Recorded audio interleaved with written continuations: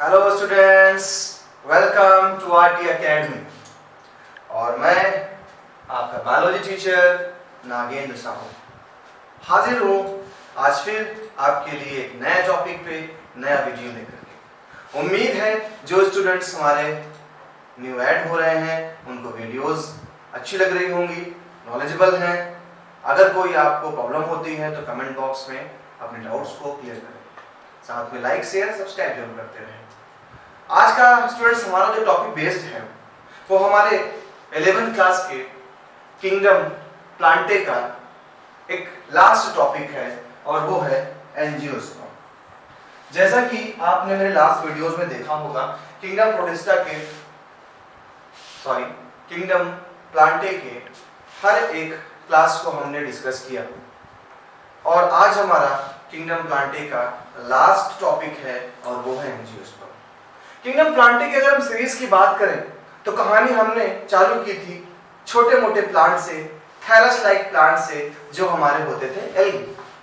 Algae के बाद हम पहुंचे ब्रायोफाइट्स के पास, थोड़ा सा एल्गी से मॉडिफाइड वर्जन, थोड़ा सा मॉडर्न बट जिम्नोस्पर्म से कम। तो एल्गी से आगे बढ़े ब्रायोफाइट्स पे पहुंचे थे जहां पर ट्रू रूट्स, स्टेम और लीव्स नहीं मिल रही थी। लेकिन जब ब्रायोफाइट से आगे चले तो हमें टेरिडोफाइट से मुलाकात हुई। टेरिडोफाइट्स जिनमें ट्रू रूट, स्टेम और लीफ प्रेजेंट थे, इनमें वैस्कुलर बंडल था but xylem vessels and phloem में कंपेनियन सेल्स एब्सेंट थे। टेरिडोफाइट्स के बाद जब हम आए तो हम जिम्नोस्पर्म से मुलाकात करें, जो मेरी लास्ट वीडियो थी, जो और मॉडिफाइड वर्जन था जिम्नोस्पर्म।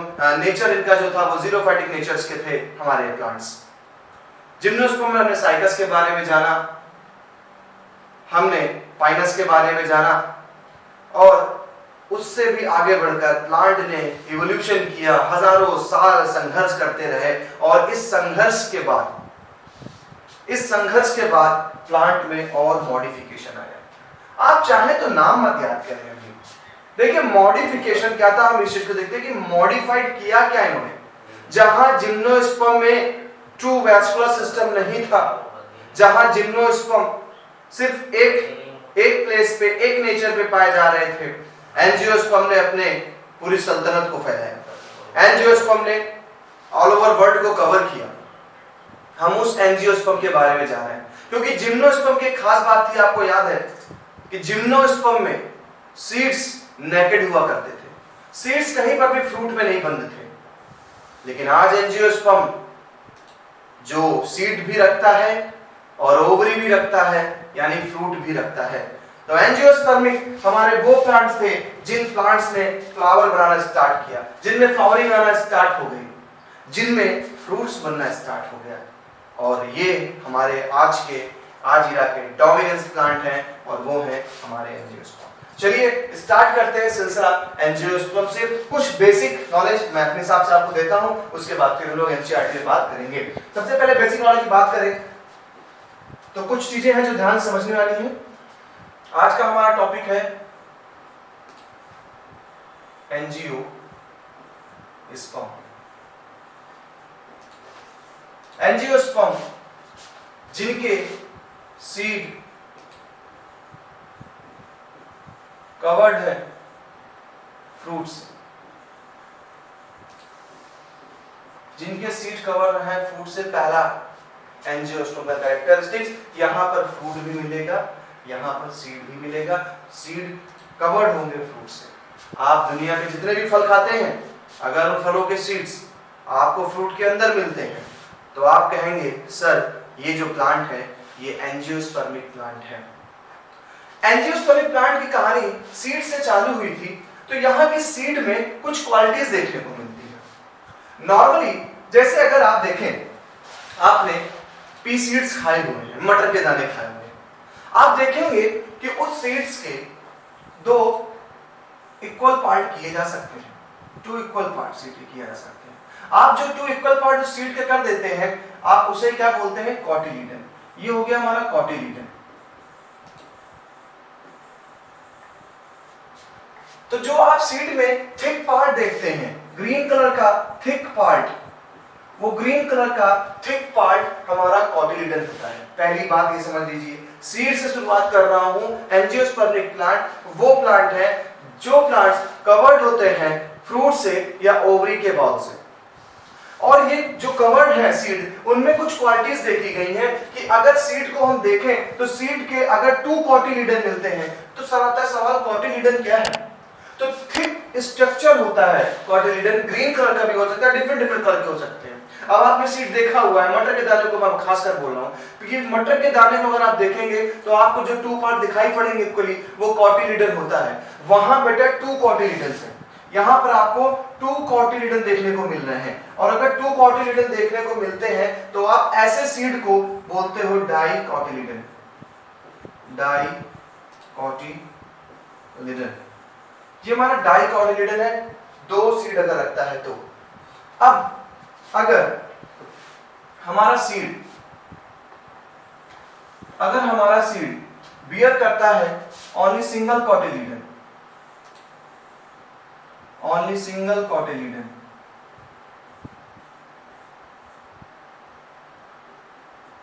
अगर सिंगल कॉटिलीडन है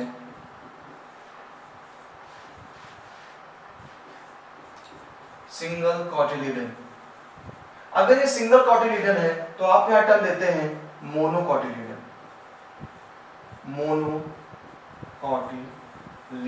यानी कि हम अगर बात करें तो हम एंजियोस्पर्मिक को 2 पार्ट में कैटेगराइज कर सकते हैं। एक पार्ट हमारा बन रहा है डाइकॉटिलीडन, यानी कुछ ऐसे प्लांट हैं जो डाइकॉट होंगे। डाइकॉटिलीडन्स क्यों? उनके सीड में 2 कॉटिलीडन्स हैं। एक दूसरी कैटेगरी है जहां पर जो हमारे कॉटिलीडन सीड में एक ही पाया जा रहा है, तो आपने बोल दिया मोनोकॉटिलीडन। So here angiosperm is divided into 2 categories. First category is dicotyledonous plant and second category is monocotyledonous plant. डाइकॉटिलीडन, मोनोकॉटिलीडन, अब सीड देख करके आप बता सकते हैं कि सर कौन सा प्लांट डाइकॉट है, कौन सा प्लांट सर मोनोकॉट है। एक कैरेक्टरिस्टिक और बताता हूं जिसमें आप केवल प्लांट को ही देख लेंगे, प्लांट को देख करके आप बता देंगे कि वो प्लांट डाइकॉट है या मोनोकॉट है, आपको सीड को देखने की जरूरत नहीं पड़ेगी। वो है क्या पैटर्न? मोनोकॉट सीड में जो लीव्स पाई जाती हैं वो लीव्स कुछ ऐसी मिलेंगी आपको। आप लीफ देखते ही आइडिया लगा लेंगे, हाँ सर मैंने इस रेडियल के प्लांट देखे हुए। आपने ऐसे बहुत से प्लांट देखे होंगे जिनमें लीव्स कुछ इस पैटर्न में होती हैं। जब लीफ आपको इस पैटर्न में मिलती है तो ऐसी लीफ को कहते हैं आइसोबाइलैटरल।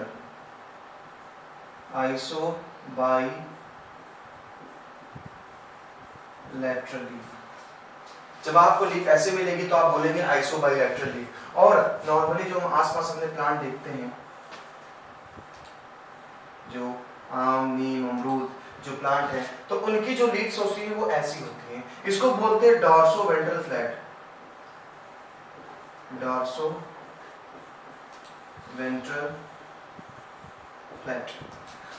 तो मोनोकॉट प्लांट की एक ये भी कैरेक्टरिस्टिक है कि उनकी लीव्स आइसोबाइलैटरल होती हैं। अब आप इसको देख करके आइडिया लगा चुके होंगे कि ऐसा प्लांट या तो शुगर केन होगा, ऐसा प्लांट आपका मेज होगा, भुट्टे का पेड़, मेज यानी कॉर्न, ऐसा राइस भी मिल जाएगा, व्हीट भी मिल जाएगा। सारे में जहां जहां ऐसे लीफ देखिए आप तुरंत बोलिए सर ये जो प्लांट होंगे सर मोनोकॉटिलीडनस होंगे। सर इन प्लांट्स के सीड में जो कॉटिलीडन होगा वो सिंगल कॉटिलीडन होगा। जबकि इधर चले आइए, हमारे पास यहाँ 2 कॉटिलीडन्स हैं, ऐसी लीफ आपको मिलेगी तो आप बोलते हैं डॉर्सो वेंट्रल फ्लैट है ये लीफ, और ऐसी लीफ वाले प्लांट हमारे होते हैं डाइकॉट प्लांट। तो यहाँ पर आपने 2 चीजें सीखी कि एंजियोस्पर्मिक प्लांट भी कैटेगराइज किया गया है 2 फॉर्म्स में। एक हमारा है मोनोकॉटिलीडनस एंड दूसरा क्या हमारा डाइकॉटिलीडनस है। चलिए ये एक्स्ट्रा नॉलेज दी है मैंने आपको। अब देखते हैं एनसीईआरटी क्या करती है।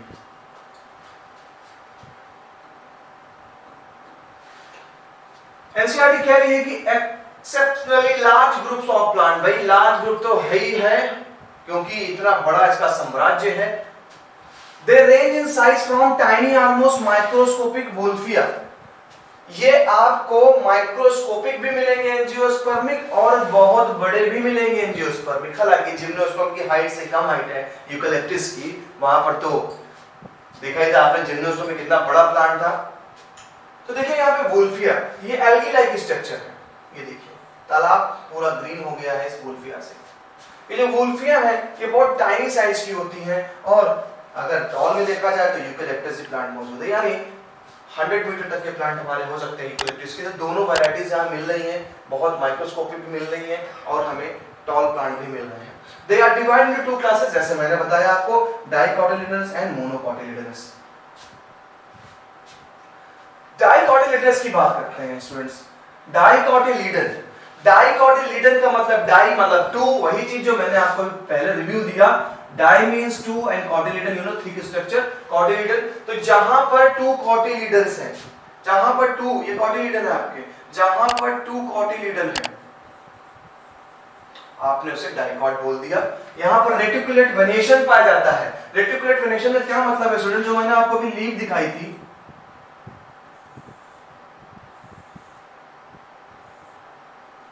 इस लीफ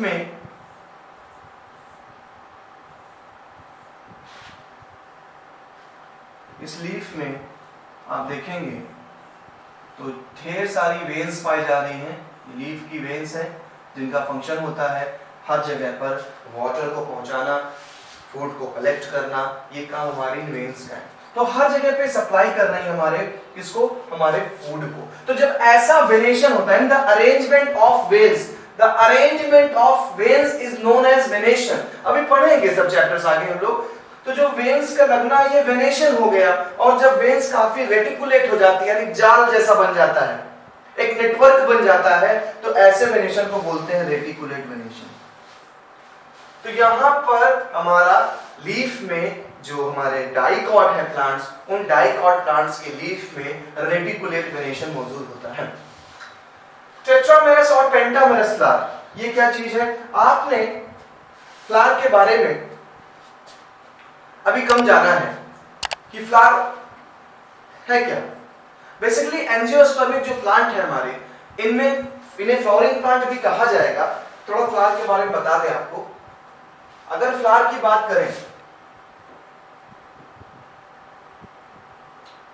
तो देखिए एक फ्लावर का मैं स्ट्रक्चर ड्रॉ कर रहा हूं रफली, आप देख लीजिए जरा। मैं आपको पेंटामेरस और ट्राइमेरस के बारे में थोड़ा एक्सप्लेन कर दूं।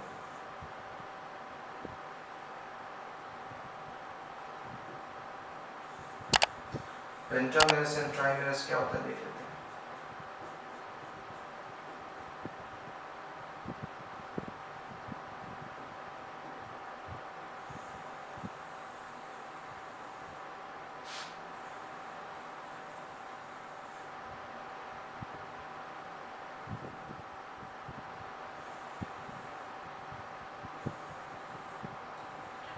ये देखिए एंजियोस्पर्मिक फ्लावर है।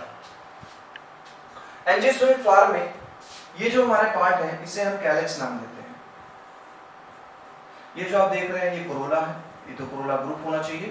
कोरोला की यूनिट यानी सिंगल को हम बोलते हैं पेटल, सिंगल को हम नाम दे रहे हैं पेटल। इधर कैलिक्स अगर सिंगल है ये तो पूरा ग्रुप है, अगर सिंगल है तो ये हो गया सेपल, पेटल एंड सेपल। तो फ्लावर में देखा गया है कि अगर कैलिक्स 3 है तो पेटल्स भी हमारे 3 होते हैं। यानी फ्लावर के जो होल्स, इनको बोलते हैं होल्स, चक्र हैं। ये जो अपेंडेजेस हैं, अगर सेपल कह रहा 3 है तो मोस्टली देखा गया पेटल्स भी 3 होता है। अगर सेपल हमारे 5 है तो पेटल्स भी हमारे 5 है, यानी चीजें आपको 5-5 के सेगमेंट में मिलेंगी। इसी को एनसीईआरटी कहती है अगर 5 के सेगमेंट में मिलेगी तो आप इसे बोलेंगे पेंटामेरस, पेंटामेरस। अगर 5 के सेगमेंट में 5 सेपल 5 पेटल मिलेंगे आपको। अगर 3 के सेगमेंट में मिलती है तो इसे बोलते हैं ट्राइमेरस।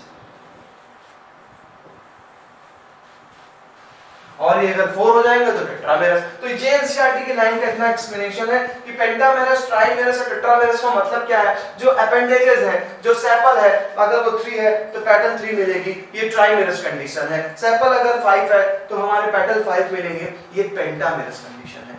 तो ये एनसीईआरटी कहती है हमारी कि जो हमारे, देख लीजिए बात सही से, क्या है हमारा जो फ्लावर के अपेंडेजेस हैं, नीचे का जो ग्रीन पार्ट, जब आपने देखा होगा रोज बंद होता है तो जो ऊपर कवरिंग होती है उसे बोलते हैं हम लोग क्या, कैलेक्स। और एक को रिमूव करके निकालेंगे तो बोलेंगे उसे हम सेपल। अंदर खोलेंगे तो हमें मिलती है पंखुड़ियां, P फॉर पंखुड़ियां, P for petal, and the group of petal is known as corolla. ठीक है, तो कोरोला से पेटल, तो ये अपेंडेजेस अगर 3 में है तो ट्राइमेरस, 5 में है तो पेंटामेरस, 4 है तो टेट्रामेरस। चलिए आगे आते हैं हम लोग अपने टॉपिक पे। तो यहाँ पर बता रहा है 2 कॉटिलिडनस है, रेटिकुलेट वेनेशन है, टेट्रामेरस और पेंटामेरस फ्लावर होता है। यानी जैसे देख रहे हैं 1 2 3 4 5, यानी ये क्या है, पेंटामेरस है। 4 अपेंडेजेस है तो ये पेंटामेरस हो गया। आइए ओके, अब आते हैं मोनोकॉट पे। जब हम मोनोकॉट पे आएंगे तो मोनो का मतलब तो हो गया सिंगल, मोनो का मतलब हो गया सिंगल, और जब सिंगल आ गए तो वही चीज जो मैंने बताई, have only one cotyledon. Parallel venation, वहां वेनेशन लीव्स में था, रेटिकुलेट वेनेशन, यहाँ पर पैरेलल वेनेशन। आपने अगर बनाना का प्लांट देखा भी होगा, तो उसमें जो वेनेशन यानी जो आपको, ये तो मिडरिप हो गई, उसमें कुछ वेनेशन ऐसे होगा, पैरेलल, कोई रेटिकुलेशन नहीं, सब पैरेलल चल रहा है, सब पैरेलल चल रहा है, सब पैरेलल चल रहा है। यानी जब हमारी वेन्स पैरेलल लगी हो, कहीं पर भी उलझी नहीं है, कहीं पर भी रेटिकुलेट नहीं कर रही है, कहीं नेटवर्क नहीं बना रही है, तो आप ऐसी लीफ को बोलते हैं पैरेलल वेनेशन। तो ये खासकर देखा गया है मोनोकॉट लीफ में पैरेलल वेनेशन पाया जाता है। कभी भी अगर फील्ड में, कहीं विलेज में आना जाना हो तो देखिए जरा, राइस के, व्हीट के, शुगर केन के लीफ के वेनेशन को आप देखेंगे, वहां पैरेलल वेनेशन है। ट्राइमेरस, यहां पर फ्लावर जो होगा वो ट्राइमेरस होता है। ये देखिए ट्राइमेरस है, 1 2 एंड 3 अपेंडेजेस, 3 में उसमें है तो हम बोल देंगे ट्राइमेरस। ये देखिए इसका वेनेशन आपको दिखाई पड़ रहा होगा, ये वेनेशन सब पैरेलल वेनेशन मौजूद है, कहीं पर रेटिकुलेशन नहीं हो रहा। तो ये तो हमारा हो गया डाइकॉट एंड मोनोकॉट की बात। अब आते हैं रिप्रोडक्शन के बारे में कि हमारा जो फ्लावर है, हमारा जो प्लांट है एंजियोस्पर्मिक प्लांट, ये रिप्रोडक्शन कैसे करता है।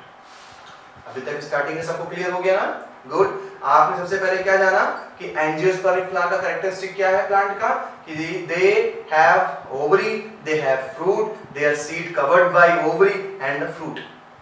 देन हमने जाना सीड की बात करें तो सीड में on the basis of cotyledon there are 2 type of angiospermic plant, first is monocotyledon, second is dicotyledon. फिर आपको मोनोकॉटिलिडन एंड डाइकॉटिलिडन में कैरेक्टरिस्टिक बताया, क्या डिफरेंसेस हैं दोनों में। अब करते हैं अपने एंजियोस्पर्म के रिप्रोडक्शन की बातें, क्योंकि ये तो बेहद जरूरी है, क्योंकि एंजियोस्पर्म ने अगर अपना अस्तित्व बनाया है इस धरती पे, तो ये अस्तित्व बनाने का कारण क्या है, रिप्रोडक्शन। हमें सभी लोगों ने रिप्रोडक्शन किया, उधर जिम्नोस्पर्म भी लगे रहे, सभी ने किया, तो अपनी बारी भी आती, भाई एंजियोस्पर्म प्लांट भी रिप्रोडक्शन कर रहा है।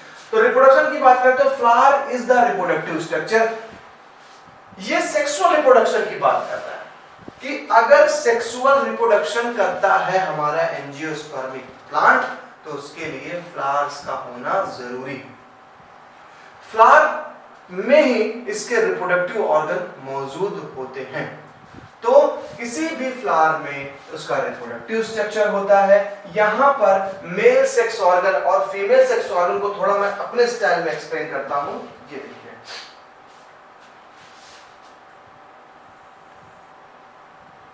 ये है हमारे मेल रिप्रोडक्टिव ऑर्गन,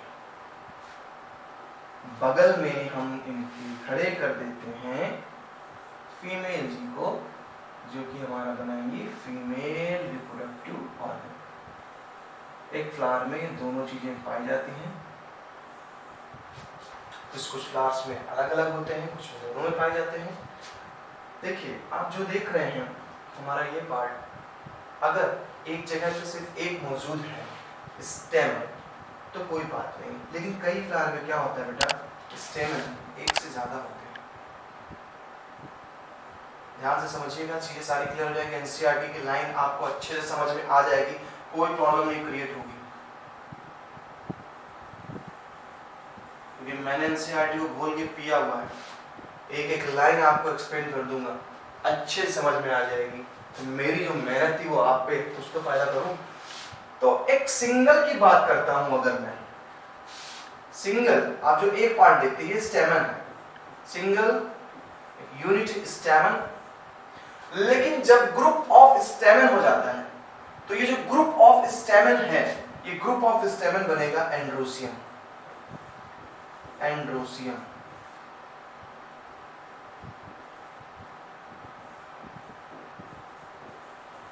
ये हमारा बनेगा एंड्रोसियम। तो group of stamen is known as androecium, और एंड्रोसियम हमारे मेल रिप्रोडक्टिव ऑर्गन है। अब देखिए स्टेमन में क्या है, स्टेमन में आपको दो चीजें मिलेंगी। एक ये जो आपको सॉलिड लोब्ड लाइक स्ट्रक्चर दिख रहा है ना, इसे बोलते हैं एंथर, ये है हमारा एंथर। एंड जो थ्रेड लाइक स्ट्रक्चर आप ये देख रहे हैं, इस थ्रेड लाइक स्ट्रक्चर को बोलते हैं फिलामेंट, ये हमारा है फिलामेंट। तो अपर का जो सॉलिड पार्ट है ये एंथर है, नीचे जो थ्रेड लाइक स्ट्रक्चर देख रहे हैं आप ये फिलामेंट है।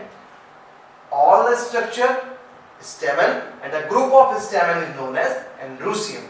इसी एंथर में बनते हैं हमारे बेहद खूबसूरत पॉलन ग्रेन्स, इसी में बनेंगे हमारे पॉलन ग्रेन्स। जैसे कि अभी हम लोअर प्लांट्स में पढ़ते चले आए, एंथेरोजोइड्स, उधर आर्चेगोनियम के अंदर एक्सेल, ऐसे ही हमारे क्या है पॉलन ग्रेन्स है जो बन रहे हैं कहाँ पर, एंथर में। एक तो चीज ये हमने क्लियर करी कि male reproductive part स्टेमन single unit है, स्टेमन का जो ग्रुप बनेगा वो एंड्रोसियम होता है। और अगर हम एक स्टेमन की बात करें तो स्टेमन में टू पार्ट्स हमें क्लियरली विजिबल हैं, upper solid part lobe like structure anther and thread like structure filament.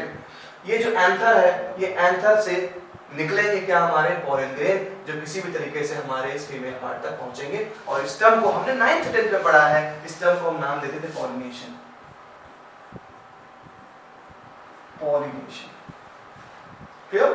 चलिए, ये तो मेल पार्ट हो गया। अब चले आते हैं अपने फीमेल जी के पास। तो फीमेल जी जो आप देख रहे हैं इतना बड़ा पार्ट है फीमेल का, ये सबसे पहले हम सेगमेंट की बात कर लें। तो ये जो सेगमेंट है, इस सेगमेंट को हम नेम देते हैं स्टिग्मा, ये हमारा segment stigma, and this is style and this is ovary, stigma style ovary.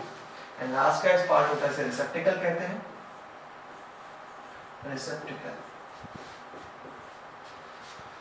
तो एक फ्लावर का ये जो पार्ट आप देख रहे हैं फीमेल रिप्रोडक्टिव पार्ट है। और अभी तो मैंने इसके पार्ट बताए, इसके एक हम जो आप एक सिंगल यूनिट देख रहे हैं, सिंगल यूनिट को बोलते हैं carpel, carpel. And another name of carpel is pistil, क्या बोल सकते हैं, पिस्टिल भी कह सकते हैं। जैसे यहाँ पर सिंगल स्टेमन थे एंड ग्रुप एंड्रोसियम था, यहाँ पर सिंगल कार्पल है और कार्पल के ग्रुप को बोलेंगे gynoecium. The group of carpel is known as gynoecium, जो हमारे फीमेल रिप्रोडक्टिव ऑर्गन को रिप्रेजेंट करता है। तो एक फ्लावर में एक कार्पल हो सकती है, मोर देन वन कार्पल है तो आप गाइनोसियम टर्म यूज करते हैं वहां पर। तो इधर एंड्रोसियम है, इधर गाइनोसियम है। गाइनोसियम के three part, stigma, style and ovary. इस ओवरी के अंदर एक बेहद जरूरी चीज पाई जाती है जो रिप्रोडक्शन के लिए बहुत जरूरी होता है, सेक्सुअल रिप्रोडक्शन के लिए, और इस स्ट्रक्चर को बोलते हैं हम ओवरी, सॉरी ओव्यूल। इस स्ट्रक्चर को हम बोलेंगे ओव्यूल। यही ओव्यूल बेटा आफ्टर फर्टिलाइजेशन सीड में कन्वर्ट होता है, ये याद रखिए। तो ये ओव्यूल कहां पाया जा रहा है, ओवरी में पाया जा रहा है। क्या पूरा स्ट्रक्चर फीमेल रिप्रोडक्टिव ऑर्गन है। एक यूनिट क्या है, कार्पल है, and the group of carpel is known as gynoecium. Gynoecium यानी कि यूनिट गाइनोसियम क्या हुई, कार्पल हुई। कार्पल के थ्री पार्ट, स्टिग्मा, दूसरा स्टाइल एंड लास्ट का सॉलन पार्ट ओवरी। और इस ओवरी में है क्या, इस ओवरी में है ओव्यूल। ये पोलन ग्रेन जब गिरेंगे तो इनकी मंजिल है, इनको पहुंचना है इस ओव्यूल के पास, क्योंकि ओव्यूल के अंदर होती है हमारी एग सेल, होती है हमारी एग सेल, जहां से हमारा पोलन ग्रेन का न्यूक्लियस फ्यूजन करेगा, फर्टिलाइजेशन करेगा। तो ये एक जनरल आपको मैंने बताई चीजें। एक फ्लावर के साथ ऐसा है। क्यों हमें फ्लावर पढ़ना पड़ गया, क्यों हमें ये स्लाइड लेनी पड़ गई, लेनी इसलिए पड़ गई क्योंकि जब बात आती है एंजियोस्पर्मिक प्लांट में सेक्सुअल रिप्रोडक्शन की, तो सेक्सुअल रिप्रोडक्शन स्टेम से नहीं होगा, सेक्सुअल रिप्रोडक्शन के लिए फ्लावर्स आते हैं। और उस फ्लावर के अंदर हमारे रिप्रोडक्टिव ऑर्गन है। आपने देखे reproductive organ, stamen, gynoecium, carpel. Clear? Image clear हो गई होगी? एक बार अच्छे से देख लीजिए। आगे चलते हैं, एनसीईआरटी की बात करते हैं। सारी चीजें आपको मिल जाएंगी। Flower is the reproductive structure, male sex organ स्टेमन, each स्टेमन consist of a filament and anther, जैसा मैंने बताया। Within the anther, the pollen mother cell divide by meiosis to produce microspore. इसी माइक्रोस्पोर का दूसरा नाम होता है क्या? pollen grain.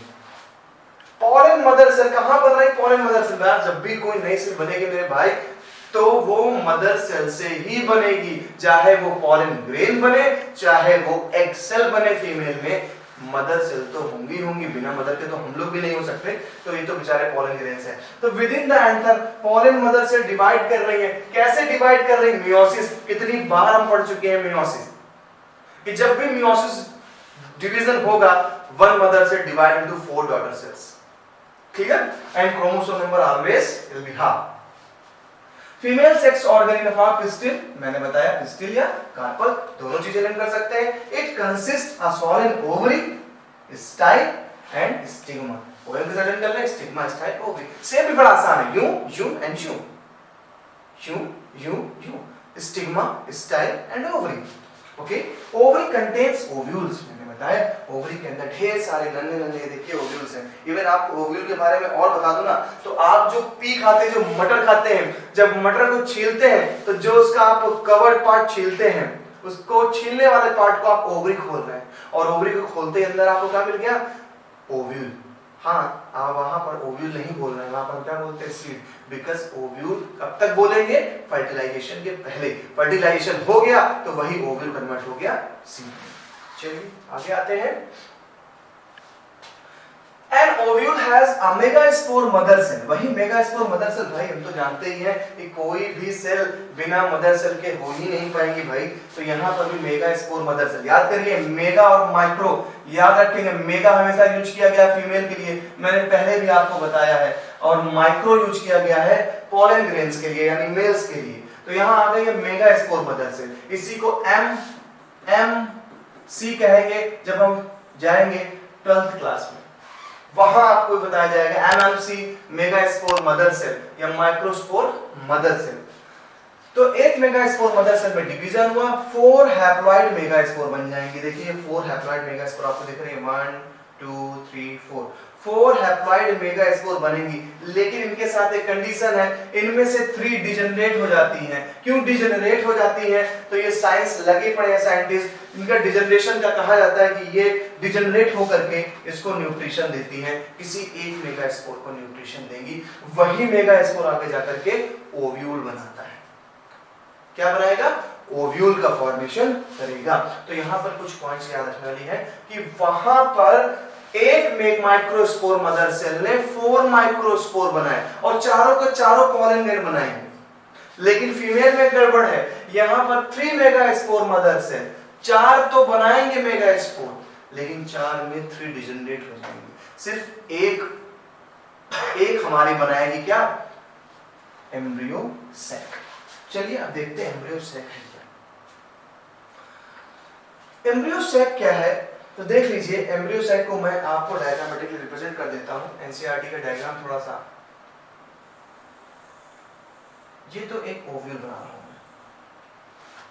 डायग्राम बनाने की प्रैक्टिस देख लीजिए, आप भी डायग्राम बना सकते हैं कुछ सेकंड्स में।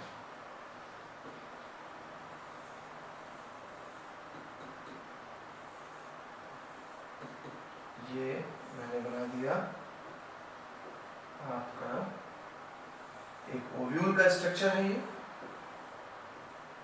और इस ओव्यूल के स्ट्रक्चर में अंदर जितना भी पार्ट आप देख रहे हैं, ये ओवल सेल, जिसमें ये आती है 3 एंटीपोडल सेल, इसको बोलते हैं 3 एंटीपोडल सेल। यहाँ पर 2 पोलर न्यूक्लियाई,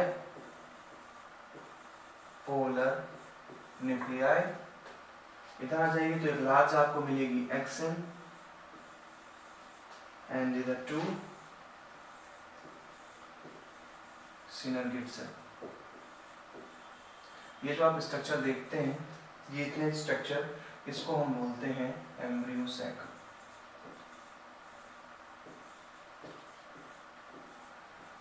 ये हमारा बन गया एम्ब्रियो सैक।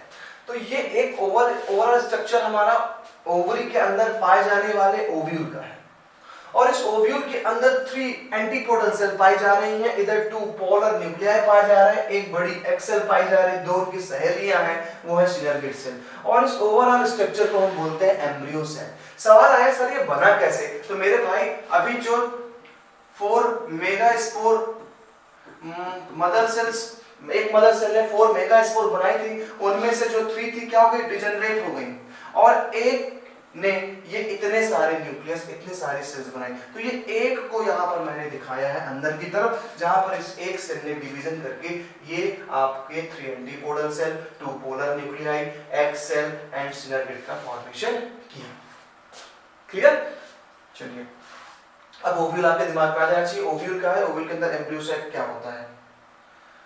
तो each embryo sac has 3 celled यानी egg apparatus, 1 egg cell and 2 synergid cell, 1 egg cell and 2 synergid cell, 3 antipodal cell and 2 polar nuclei, 3 antipodal cell and 2 polar nuclei, as like मैंने बताया आपको। The polar nuclei eventually fuse to produce secondary nucleus।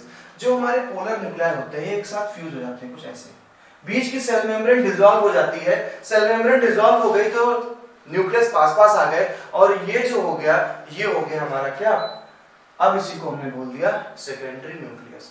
अभी यही क्या था? अभी यही था ये पोलर न्यूक्लियाई, अब बन गया सेकेंडरी न्यूक्लियस। चलिए आगे देखते हैं इसमें। अब बात चालू हुई पॉलिनेशन की। हमने मेल को जान लिया कि स्टेमन के एंथर में पॉलन ग्रेन बना, फीमेल के ओवरी में ओव्यूल बना, और उस ओव्यूल में एम्ब्रियो सैक का फॉर्मेशन हुआ। अब जब लड़के लड़की दोनों को जान चुके हैं तो चलिए भाई अब इनकी जरा मीटिंग करा दी जाए। तो मीटिंग कराने के लिए जो प्रोसेस होता है उस प्रोसेस को नाम देते हैं हम पॉलिनेशन। लड़की वाले बारात लेके नहीं आते, लड़के वाले जाते हैं। तो पॉलन ग्रेन को जाना है from one flower to another flower और to another flower of another plant, तो ये टर्म बनता है आपका पॉलिनेशन। तो अब पॉलन ग्रेन निकलेंगे और पहुंचेंगे हमारे स्टिग्मा के पास बारात के साथ। जब पॉलन ग्रेन पहुंच गए, इसी को हमने बोला पॉलिनेशन। अब जब पॉलन ग्रेन वहां पहुंचते हैं तो घटना क्या घटती है? ये हमारी स्टिग्मा, ये लंबी सी स्टाइल, ये हमारी ओवरी, अंदर यहाँ मौजूद है हमारी ओव्यूल, और इस ओव्यूल के अंदर हमारे मौजूद है क्या? Embryo sac. हमारे पॉलन ग्रेन की मंजिल है कि वो कैसे भी अंदर पहुंचे।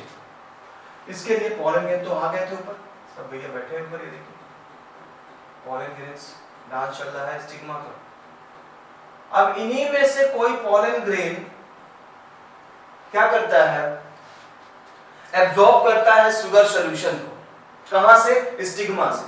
और एब्जॉर्ब करके वो ट्यूब लाइक स्ट्रक्चर बनाता है, और वो ट्यूब लाइक स्ट्रक्चर पूरा अंदर ओव्यूल के पास जाता है, और ओव्यूल के पास जा करके उस समय हमारे इस ट्यूब न्यूक्लियस के अंदर 2 मेल गैमीट मौजूद होते हैं। 2 न्यूक्लियस होते हैं, हैप्लॉइड क्रोमोसोम वाले न्यूक्लियस होंगे, दोनों न्यूक्लियस चले हैं, दूल्हा है साथ में उसके क्या बोलते हैं उसको, दूल्हे के साथ जो होता है सहवाला, दोनों लोग चले गए। ये हमारे 2 मेल गैमीट हैं, मेल गैमीट। एंट्री होती है यहां पर, जो हमारी फर्टिलाइजेशन करने वाले मेन आदमी हैं, एक एग है, एक्सेल है, जिनसे एक मेल गैमीट फ्यूजन करेगा, दूसरे हमारे इनकी सहेलियां हैं सेकेंडरी न्यूक्लियस, बहन है लड़की वाले की। 2 पर्सन आए, दोनों ही फ्यूजन करना है। एक मेल गैमीट फ्यूज कर जाएगा एक्सेल से, और अनदर मेल गैमीट फ्यूज कर जाता है सेकेंडरी न्यूक्लियस से। और हमें अच्छे से पता है कि जब एक मेल गैमीट फीमेल गैमीट से फ्यूजन करता है तो इस प्रोसेस को फर्टिलाइजेशन कहते हैं। और यहाँ पर तो 2 बार फ्यूजन चल रहा है, दैट्स मीन यहाँ पर 2 बार फर्टिलाइजेशन हो रहा है। और जब 2 टाइम फर्टिलाइजेशन हो रहा है तो यही हम टर्म यूज कर देते हैं डबल फर्टिलाइजेशन। Double fertilization. ये डबल फर्टिलाइजेशन खास बात है सिर्फ एंजियोस्पर्मिक प्लांट की, सिर्फ एंजियोस्पर्मिक प्लांट में डबल फर्टिलाइजेशन पाया जाता है। और आपको पता चल गया होगा what is double fertilization. Important question आपके एकेडमिक सेशन के लिए कि व्हाट इज डबल फर्टिलाइजेशन। तो इन angiospermic plant one male gamete fused with egg cell and another male gamete fused with secondary nucleus. Here 2 times of fertilization occur. That is why it is called double fertilization. जब fertilisation हो जाता है बेटा तो यही जो egg cell से fail gamete fuse करता है ये जाइगोट बना देगा, और ये जो होता है ये बनाता है प्राइमरी एंडोस्पर्म न्यूक्लियस। ये तो 12th में बताया जाएगा आपको। जाइगोट बन गया, इसी जाइगोट से एम्ब्रियो बनेगा और हमारा एम्ब्रियो एक न्यू प्लांट का फॉर्मेशन करेगा, एक न्यू प्लांट बना देगा हमारा ये एम्ब्रियो। इस तरीके से एक लाइफ साइकिल खत्म होती है। न्यू प्लांट बनेगा, फिर से उसमें फूल आएंगे, फिर से उसमें स्टेमन होगा, पिस्टिल होगी, फिर से स्टेमन के अंदर पॉलन ग्रेन बनेंगे, फिर पहुंचे स्टिग्मा पे, पॉलिनेशन हुआ, देन फर्टिलाइजेशन, फिर से हमारा जब फर्टिलाइजेशन हो जाएगा तो यही जो आप ओव्यूल देखते हैं ये ओव्यूल सीड बन जाता है, इसी को हम कह देते हैं सीड। और ऑल ओवर जो ओवरी है हमारी इसे बोल देते हैं फ्रूट। तो हम जब भी कोई फ्रूट खाते हैं उसके सीड को फूंक दिया, अब वो सीड गिरेगा, फिर से एक नए प्लांट को बनाएगा। तो चलिए समझ में आ गया होगा डबल फर्टिलाइजेशन का मतलब क्या है। तो वही चीज बताना चाह रहे हैं, पॉलिनेशन हुआ, रिजल्टिंग पॉलन ट्यूब बना, पॉलन ट्यूब ग्रो करता है और स्टिग्मा स्टाइल से होता हुआ कहां पहुंचा हमारे ओव्यूल के पास।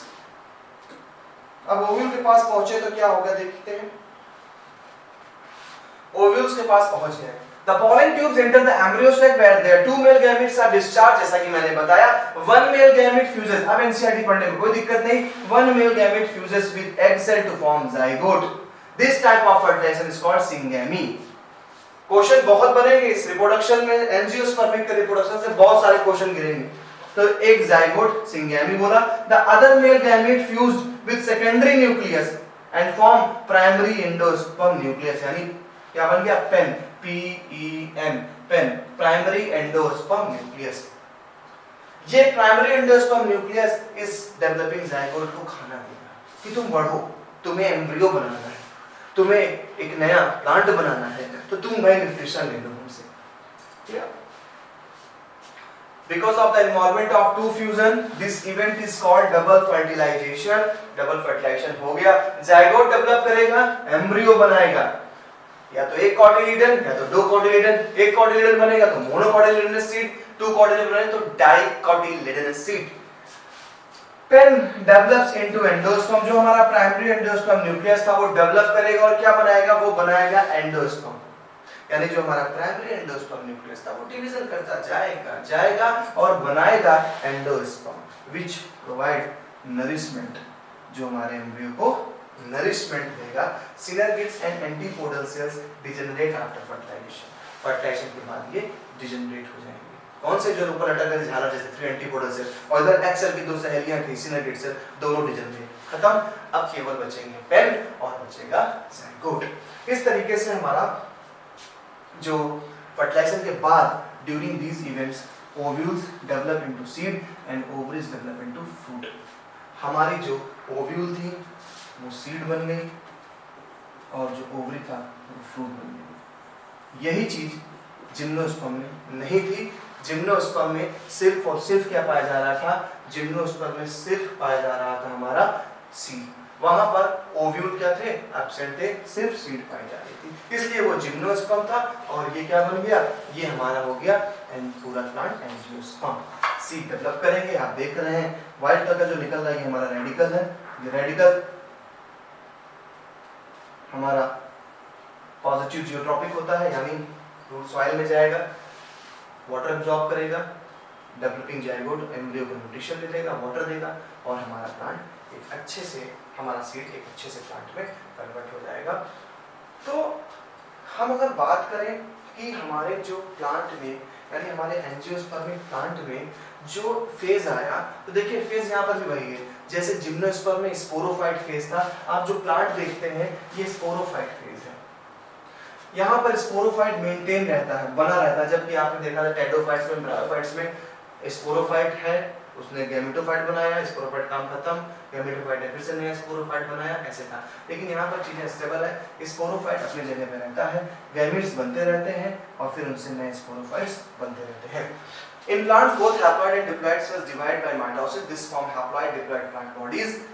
अगर haploid plant body है एंजियोस्पर्म में तो वो क्या करते हैं, haploid स्पोर्स बनाएंगे, और अगर diploid है तो वो स्पोर देखिए कैसे। एक चीज यहाँ समझा दो जो आपको एनसीईआरटी में थोड़ा सा ये 2-3 पॉइंट आपको थोड़ा सा प्रॉब्लमेटिक होंगे। ये प्रॉब्लमेटिक चीज क्यों है बताता हूँ आपको, क्यों आपको प्रॉब्लम क्रिएट होने से।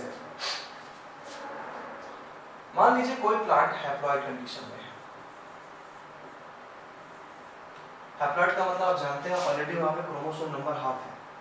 कोई हमारा डिप्लॉइड प्लांट है और डिप्लॉइड है तो क्रोमोसोम नंबर फुल है।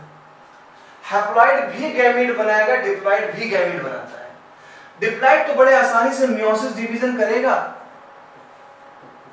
और मियोसिस डिवीजन करके वो 1 से 4 डॉटर सेल बना देगा, कोई दिक्कत नहीं इसको, क्योंकि इसके पास डिप्लॉइड क्रोमोसोम था, इसने सबको हाफ हाफ डिवाइड कर दी मियोसिस सेल डिवीजन के थ्रू।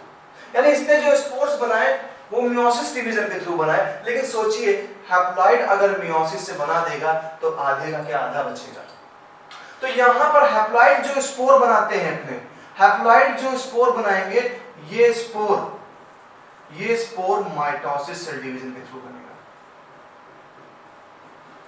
ये बनेगा माइटोसिस सेल डिवीजन के थ्रू जो हमारे हैप्लॉइड बनाएंगे। तो हैप्लॉइड में होगा माइटोसिस डिवीजन और जो स्पोर बनाएंगे वो स्पोर हमारे अब एम ही रहेंगे, सेम एज मदर सेल, क्योंकि ऑलरेडी बेचारे हैप्लॉइड है। ये तो डिप्लॉइड के कोई दिक्कत नहीं, हैप्लॉइड हो गया। तो एनसीईआरटी की वो 2 लाइनें यही समझाना चाह रही है कि हैप्लॉइड है तो वो माइटोसिस के थ्रू स्पोर जनरेट करेगा, डिप्लॉइड है तो मियोसिस डिवीजन के थ्रू वो स्पोर जनरेट करेगा। देख लीजिए इस लाइन को। In plants, both haploid and diploid cells can divide by mitosis. This form haploid and diploid plant bodies. Haploid plant body, यानी gametophyte, produces gametes by mitosis. Clear? After fertilization, the zygote develop into mitosis to produce diploid plant body. This produces haploid spores, meiosis. Spores divide by mitosis to form a haploid plant body. During the life cycle of any sexually reproducing plant, there is an alternation of generation between gametophyte and sporophyte. कह रहा है gametophyte और sporophyte के बीच में alternation generation चलता रहेगा, चाहे वो एंजियोस्पर्म हो चाहे वो जिम्नोस्पर्म हो। चलिए अब देखते हैं कि एंजियोस्पर्म में कैसे उसकी लाइफ साइकिल का पैटर्न चल रहा है। तो एंजियोस्पर्म एक ब्रॉड किंगडम है, तो यहाँ पर तरह तरह के प्लांट्स हैं। कुछ ऐसे प्लांट्स हैं जिनमें हैप्लॉइड बॉडी है, यहाँ पर कुछ ऐसे प्लांट्स मिलेंगे कि हैप्लॉइड बॉडी है, यानी मोस्ट ऑफ देम उनकी लाइफ साइकिल हैप्लॉइड रहती है, वो गैमेटोफाइट की जिंदगी जी रहे हैं। कुछ होती है कि स्पोरोफाइट ज्यादा समय के लिए चलता है, यानी प्लांट बॉडी वाला पार्ट ज्यादा समय के लिए है, गैमेटोफाइट थोड़े समय के लिए आते हैं। जैसे मैंगो में अगर देखें आप तो एक प्लांट सीड से चालू हो गया उसका स्पोरोफाइट, क्योंकि सीड में सारे क्रोमोसोम क्या है, डिप्लॉइड। सीड था, प्लांट बना, प्लांट कई साल तक डेवलपमेंट में लगा, जो फ्लावर बना वो भी डिप्लॉइड था। फिर जब प्लांट से फ्लावर से जब आपके क्या बने, गैमीट्स बना, पॉलन ग्रेन बना, वहां पर वो हैप्लॉइड हुआ, और हैप्लॉइड होते ही क्या वो फर्टिलाइजर हो गया, फिर से पूरा बन गया।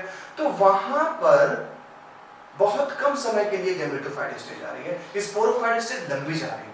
कुछ ऐसे प्लांट मिलेंगे जहां स्पोरोफाइट थोड़े समय के लिए होगा, गैमेटोफाइट लंबे समय के लिए होगा, और कुछ ऐसे प्लांट मिलेंगे जहां पर स्पोरोफाइट और गैमेटोफाइट सेम ड्यूरेशन के लिए होंगे। चलिए इस लाइफ साइकिल को समझते हैं। तो हम पैटर्न पढ़ने जा रहे हैं लाइफ साइकिल के प्रोसेस का।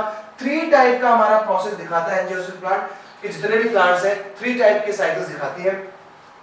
एक हैप्लॉन्टिक, दूसरा diplontic and the third one is haplodiplontic. तीनों का मतलब क्या है, जब किसी भी बेटा लाइफ साइकिल में जो स्टेज ज्यादा रहेगी आपको वही नाम लिख देना है।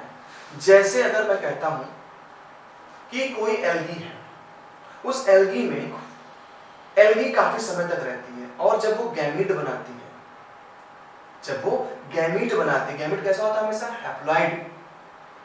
तो मान लीजिए किसी प्लांट में हैप्लॉइड स्टेज ज्यादा समय के लिए रही, गैमेटोफाइट ज्यादा समय के लिए रही, तो उसको बोलेंगे हैप्लॉन्टिक, यानी हैप्लॉइड ज्यादा समय के लिए, तो साइकिल क्या बन जाएगी, हैप्लॉन्टिक।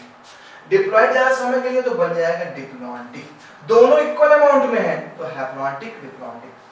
समझ में आ गया? तो लाइफ साइकिल 3 स्टेज में दिखा रहे हैं। हैप्लॉन्टिक यानी यहाँ पे याद रखना आपको, हैप्लॉइड कंडीशन ज्यादा रहनी है, डिप्लॉन्टिक डिप्लॉइड कंडीशन ज्यादा रहनी है, हैप्लोडिप्लॉन्टिक हैप्लॉइड भी होगी, डिप्लॉइड कंडीशन भी। चलिए देखते हैं। सबसे पहले हैप्लॉन्टिक की बात करते हैं। हैप्लॉन्टिक जो लाइफ साइकिल है, इस लाइफ साइकिल में साफ साफ दिया गया है कि देखिए, अगर आप देखें इस हमारे फ्लो चार्ट में, तो यहाँ पर देखिए जाइगोट बहुत कम समय के लिए आया है। देखिए जाइगोट कितना कम समय के लिए आया है, जबकि जो हैप्लॉन्टिक चीजें हैं वो काफी लंबे समय के लिए गया, इसीलिए इसको हमने हैप्लॉन्टिक लाइफ साइकिल बोला। किसमें पाया जा रहा है याद रखें, Volvox, spirogyra, Chlamydomonas. All over जितने प्लांट्स हैं, ऑल ओवर जितने प्लांट्स हैं, उन प्लांट्स में 3 टाइप की लाइफ साइकिल देखने को मिलेगी। याद रखिएगा, ये सिर्फ एंजियोस्पर्म को नहीं बताएगा, और सारे प्लांट्स को बता रहा है 3 टाइप के लाइफ साइकिल्स देखने को मिलेंगी। इंपॉर्टेंट पॉइंट है ये, इंपॉर्टेंट टॉपिक है ये हमारे आपके क्लास के लिए, 11th क्लास के लिए। पहला हैप्लॉन्टिक है। हैप्लॉन्टिक मींस हैप्लॉइड ज्यादा, ये मैंने पहले बताया, जिसका नाम ज्यादा होगा, जो चीज पहले लिखी होगी वही कंडीशन सबसे ज्यादा पाई जाएगी। हैप्लॉन्टिक लिखा है तो हैप्लॉइड कंडीशन ज्यादा होगी। क्या कह रहा है, in this sporophyte generation is represent only by the zygote. केवल जब जाइगोट बनता है यही इसका केवल एक समझ लीजिए स्पोरोफाइट कंडीशन आती है, अदरवाइज स्पोरोफाइट कंडीशन के नाम पर कुछ भी नहीं है इनके पास, केवल सिर्फ ये जाइगोट बना बेचारा, बस इतने समय तक ये क्या रहा, ये रहा स्पोरोफाइट। केवल लीफ और रूट से नहीं स्पोरोफाइट जाना जाता है, स्पोरोफाइट जाना जाता है अगर वो डिप्लॉइड कंडीशन में है तो स्पोरोफाइट है, हैप्लॉइड कंडीशन में है तो गैमेटोफाइट है। तो स्पोरोफाइट केवल जाइगोट करा, जैसे जाइगोट बन गया बेटा, मियोसिस डिवीजन हुआ, स्पोर्स बने, स्पोर अलग हो गए, काफी लंबे समय तक स्पोर चलते रहे, फिर से स्पोर दोनों जुड़ेंगे, फिर से गैमेट्स बनाएंगे और फिर हमारा तैयार होगा एक क्या, जाइगोट। तो ये ज्यादा आपने देखा यहाँ पर हैप्लॉइड कंडीशन ज्यादा है, इसलिए हैप्लॉइड, ठीक है, ये याद रखें। दूसरा एग्जांपल याद रखें, वॉलवॉक्स स्पाइरोगायरा। चलिए डिप्लॉन्टिक, नाम से ही समझ में आ रहा है कि सर अब डिप्लॉइड कंडीशन बड़ी होगी, और डिप्लॉइड जब बड़ी होगी तो ये बन जाता है स्पोरोफाइट कंडीशन ज्यादा पाई जाएगी, क्योंकि डिप्लॉइड डिनोट करता है स्पोरोफाइट को, हैप्लॉइड डिनोट करता है गैमेटोफाइट को। तो डिप्लॉइड यानी स्पोरोफाइट मींस अब प्लांट, अपने दिमाग में यार, अपने लोगों के पास सराउंडिंग में जो भी प्लांट्स है वो क्या दिख रहा है, वो स्पोरोफाइट तो दिख रहा है। जब पॉलन ग्रेन बनता है तभी गैमेटोफाइट स्टेज है, अदरवाइज तो स्पोरोफाइट स्टेज में दिखाई पड़ रही है उसकी। डिप्लॉइड से ज्यादा देखने को मिलेगी। आम का पेड़ लगा तो 15 साल 20 साल से वो लगा पड़ा है, तो सिंपल सी बात है कि डिप्लॉइड कंडीशन लंबे समय के लिए है, जबकि हैप्लॉइड क्या है, जब आम का मौसम आएगा फ्लावर निकलेंगे, उस फ्लावर से पॉलन ग्रेन निकलेंगे, केवल तभी तक के लिए तो होता है, 2-4-6 महीने के लिए। तो यहाँ से आइडिया ले लीजिए डिप्लॉन्टिक। तो देखिए हमारे जितने भी हैं एल्गी हैं, कुछ एल्गीज हमारी हैं, ऑल सीड्स बियरिंग प्लांट्स जो भी हमारे हैं, जिम्नोस्पर्म है, एंजियोस्पर्म है, सभी लोग हमारे गैमेटोफाइट स्टेज को कम दिखाते हैं, जबकि स्पोरोफाइट स्टेज हमारी इन प्लांट्स की लंबी होती है। तो आप देखेंगे कि स्पोरोफाइट कितना लंबा सर्कल जा रहा है, स्पोरोफाइट काफी लंबे उस पे जा रहा है स्पोरोफाइट, और गैमेटोफाइट बहुत ही छोटे स्तर पे जा रहा है, क्योंकि गैमीट्स बने नहीं, पॉलिनेशन हुआ नहीं, फर्टिलाइजेशन हो गया, जैसे फर्टिलाइजेशन हुआ जाइगोट बन गया, खत्म हो गया, गैमेट की इतनी छोटी लिमिट थी। तो ये हो गया हमारा डिप्लॉन्टिक लाइफ साइकिल टाइप है। क्लियर, एग्जांपल देख लीजिएगा। लास्ट में हमारा आता है हैप्लोडिप्लॉन्टिक। हैप्लोडिप्लॉन्टिक में इंटरमीडिएट कंडीशन है। पहले प्लांट देखिए, जैसे ब्रायोफाइट्स एंड टेरिडोफाइट्स, हम पढ़ते आए हैं कि भैया अगर ब्रायोफाइट पे जाएंगे तो ब्रायोफाइट में गैमेटोफाइट कंडीशन होती है, मेल और फीमेल, याद होगा, आर्चेगोनियन फील्ड होने वाला। जैसे पॉलन अभी गैमेटोफाइट कंडीशन है, जैसे ही स्पोर्स बने, पॉलन ग्रेन्स बने, एंथेरोजाइट्स बने, पहुंच गए, फर्टिलाइजेशन हुआ, क्या चालू हो गया उसी पे, स्पोरोफाइट कंडीशन। दोनों लगभग सेम अमाउंट पे चल रहे हैं। ऐसा सब सेम अमाउंट चल रहा है कि हमारा देखिए सिंगेमी का मतलब होता है फर्टिलाइजेशन, ही हमारा सिंगेमी होता है। तो अभी देखिए स्पोरोफाइट था, स्पोरोफाइट ने मियोसिस करके स्पोर बना दिए। अब ये स्पोर क्या करेंगे, हमारे गैमेटोफाइट के थ्रू गैमेटोजेनेसिस कर रहे हैं, और जैसे गैमेटोजेनेसिस हो गया, दोनों ने फर्टिलाइजेशन कर लिया और फिर से क्या बन गया, जाइगोट। तो लगभग दोनों इक्वल अमाउंट में चल रहे हैं, और जब इक्वल अमाउंट में जाएंगे, हैप्लॉन्टिक भी है, डिप्लॉन्टिक भी है, तो हैप्लोडिप्लॉन्टिक बोल दिया। अब एनसीईआरटी रीड कर लीजिए, it is intermediate condition between haplontic and diplontic. Both gametophyte and sporophyte are multicellular and often free living, but they have different dominant phase। दोनों ही फ्री लिविंग हैं, दोनों के डिफरेंट डोमिनेंट फेज है। कहीं पर हमारा गैमेटोफाइट डोमिनेंट है, कहीं पर हमारा स्पोरोफाइट डोमिनेंट है। एग्जाम्पल देख लीजिए। और इसके साथ हम आज की क्लास को एंड करेंगे और एंजियोस्पर्म को नमस्कार करेंगे। भाई बहुत लंबा एंजियोस्पर्म का सीन था। हाँ, प्लांट भी काफी ब्रॉड इलाके में फैला हुआ था। देखिए जल्दी से रिव्यू देता हूँ आज हमने क्या क्या पढ़ लिया। आज हमने स्टार्ट किया अपने किंगडम प्लांटे का टॉपिक एंजियोस्पर्म। एंजियोस्पर्म वो प्लांट होते हैं जिन प्लांट्स के सीड्स उनके ओवरी के वॉल में या फ्रूट से कवर्ड होते हैं। हमने एंजियोस्पर्म के दो क्लासेस को जाना, मोनोकोटिलिडन एंड डाइकोटिलिडन, जहां पर आप मोनोकोटिलिडन के कुछ कैरेक्टरिस्टिक्स को समझे, डाइकोटिलिडन के कुछ कैरेक्टरिस्टिक्स को समझे। जब ये समझे तो हम प्लांट के रिप्रोडक्शन पे पहुंचे। रिप्रोडक्शन पे जब बात आई तो हमें पता चला कि रिप्रोडक्शन, अगर सेक्सुअल रिप्रोडक्शन है एंजियोस्पर्मिक प्लांट में, तो वो सेक्सुअल रिप्रोडक्शन के लिए फ्लावर होना जरूरी है, बिकॉज फ्लावर में ही हमारे रिप्रोडक्टिव ऑर्गन पाए जाते हैं। जब हम फ्लावर्स पे गए तो पता चला हमारा मेल रिप्रोडक्टिव ऑर्गन एंड्रोशियम था, जिसकी यूनिट स्टैमन थी। फीमेल रिप्रोडक्टिव ऑर्गन गैनोसियम था, जिसकी इस यूनिट कार्पल या फिस्टिल हुआ करती थी। दोनों रिप्रोडक्टिव ऑर्गन को हमने समझा, हमने एम्ब्रियोसाइट को जाना, हमने पॉलन ग्रेन को पॉलिनेशन के थ्रू फीमेल के पास भेजा। पहुंचे तो फर्टिलाइजेशन होना लाजमी है, फर्टिलाइजेशन हुआ। इसके बाद ओव्यूल सीड में एंड ओवरी फ्रूट में कन्वर्ट हुई। हमने एक सीड से नया प्लांट बनाया। हमने ये भी जाना कि प्लांट्स में 3 टाइप्स की लाइफ साइकिल को देखा गया है, 3 टाइप के पैटर्न को देखा गया है। पहला पैटर्न था आपका हैप्लॉन्टिक, दूसरा pattern diplontic and the third pattern is haplodiplontic. अच्छे से वीडियोस को देखते रहें और टॉपिक को एक बार अगर रिव्यू लें तो टॉपिक को एनसीईआरटी से मैच करिए। जो जो पॉइंट बताऊंगा एनसीईआरटी से मैच होगी। बस मेरा यही एक एम है कि जो एनसीईआरटी टफ मानी जाती है आप उसको मेरे साथ इजी बना लें। और इसके बदले में एक ही चीज, like, subscribe, share. Okay guys, मुलाकात करते हैं नेक्स्ट क्लास में। Bye bye.